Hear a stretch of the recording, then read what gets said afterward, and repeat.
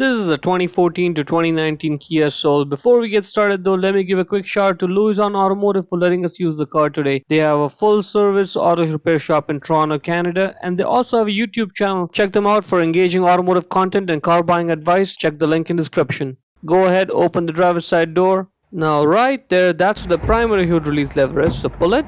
In front of the vehicle, right underneath the Kia emblem over there, on the right edge, put one finger in there and push it left. And while it's pushed left, lift up the hood. And now the hood, once it opens up, it's going to go up and stay in place by itself.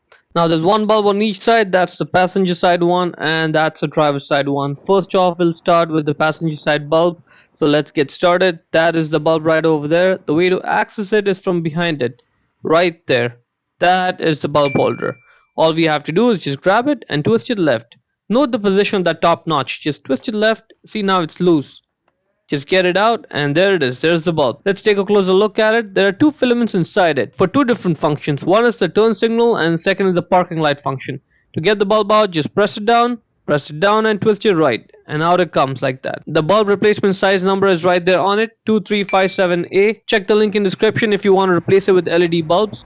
Get the new bulb and put it in. If you're struggling with pushing it down, don't worry. Just take the bulb out, turn it around and then push it in. See, now you should be able to sort of push it down, right? That is good. So push it down, twist it right and let it go and now it's locked. Let's put the bulb holder back into the light. Just put it in there, make sure it's sitting flush like that, nothing sticking out. All we have to now do is just grab it and twist it right. Again, note the position, the top notch. Once it's locked in the 12 o'clock position and you're done. Let's move on to the driver's side one. Again, there's the bulb over there and that is the bulb holder. Exact same process as the passenger side one, no difference whatsoever. Right now it's in lock position, twist it left to put it in unlock position. See that? That's locked and that's unlocked. Note the differences. Now once it's in unlock position, just grab it, take it out, and there it is. There's the bulb, same process, same everything as the passenger side one. Once you're done replacing, put the bulb holder back into the light. Again, make sure it's sitting flush. See, if it's not sitting flush and sticking out like this, just sort of twist it around. And then it's gonna drop right in. Then all you have to do is just grab it, twist it right to lock it in place, and that's it. You're done.